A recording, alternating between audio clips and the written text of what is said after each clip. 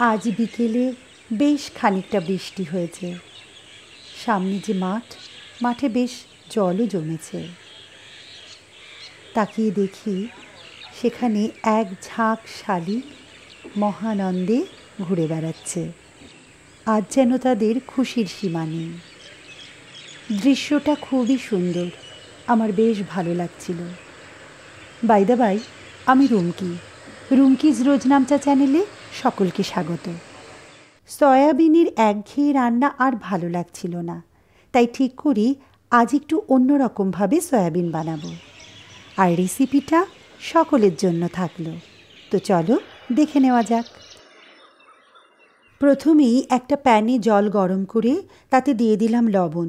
জলটা ফুটে উঠলে এর মধ্যে অ্যাড করছি 1 বাটি সয়াবিন। আমি এখানে সয়াবিন চাঙ্ক ব্যবহার করছি। এবার গ্যাসের সুইচ অফ করে মিনিট 10 গরম জলে সয়াবিন ভিজিয়ে রাখলাম। এরপর জল ফেলে দেব আর সয়াবিন ঠান্ডা করে নেব। নিয়ে নিলাম একটা কুইক চপার।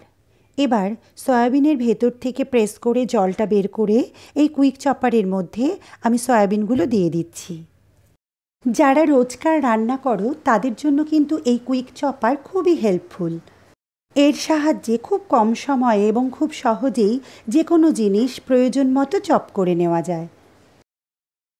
উদ্ভিজ্জ প্রোটিনের একটা চমৎকার উৎস হলো সয়াবিন, যা ফাইবার, ভিটামিন ও খনিজ সমৃদ্ধও বটে। সয়াবিনে থাকা ফাইবার কিন্তু আমাদের খিদে কমিয়ে ওজন নিয়ন্ত্রণে রাখতে সাহায্য করে।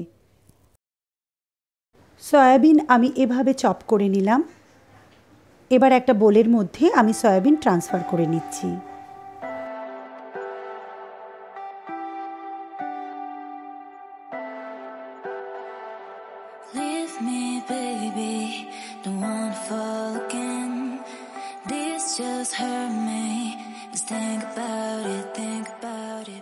এবার একটা প্যান গরম করে তাতে দিয়ে দিলাম খানিকটা পরিমাণে সর্ষের তেল। তেল গরম হলে ফোড়নে দিলাম গোটা জিরে আর 4 থেকে 5টা কাঁচা লঙ্কা। এবার অ্যাড করছি চপড অনিয়ন। 2টো বড় সাইজের পেঁয়াজ কুইক চপারের সাহায্যে আমি চপ করে নিয়েছি।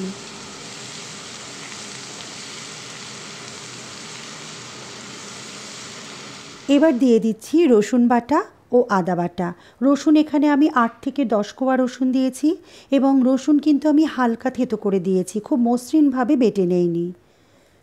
দিয়ে দিচ্ছি প্রয়োজন মতো লবণ, 1 চামচ ধনে গুঁড়ো, 1 চামচ হলুদ গুঁড়ো আর 3/4 টিস্পুন কাশ্মীরি লাল মির্চ।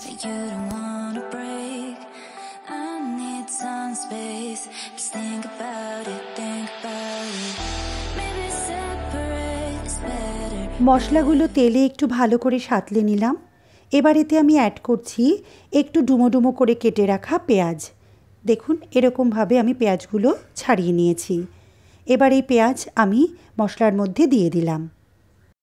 মশলার সাথে পেঁয়াজ একটু আমি মিশিয়ে নিলাম। এরপর আমি অ্যাড করছি একই রকম সাইজে কেটে নেওয়া ক্যাপসিকাম ও পেঁয়াজ হালকা করে ভেজে নিলাম। এরপর আমি এতে অ্যাড করছি টমেটো ডুমো ডুমো করে কেটে নিয়েছি এবং ভেতর থেকে বীজ ফেলে দিয়েছি। টমেটো দেওয়ার পরে কিন্তু খুব বেশি ভাজবো না, একটু হালকা নাড়াচাড়া করে এর মধ্যে আমি অ্যাড করলাম সয়াবিন কিমা।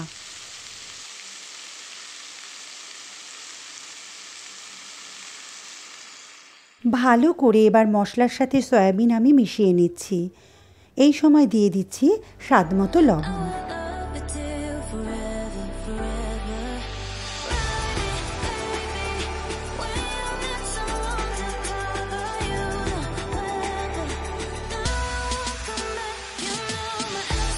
এবার অ্যাড করছি চিনেবাদাম।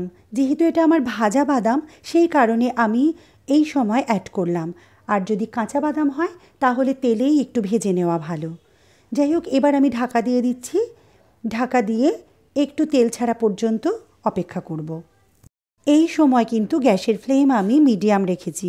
এবার অ্যাড করছি প্রয়োজন মতো জল। এখানে আমি উষ্ণ গরম জলই ব্যবহার করছি। জল দেওয়ার পর আমি আবারও ঢাকা দিয়ে দিচ্ছি এবং মিনিট 5 হাই ফ্লেমে কুক করে নিচ্ছি। খুব বেশি জল আমি ব্যবহার করিনি, কারণ জাস্ট সয়াবিনটা একটু ভেজা ভেজা হবে, ঠিক সেই পরিমাণ মতো জলই আমি এখানে দিয়েছি।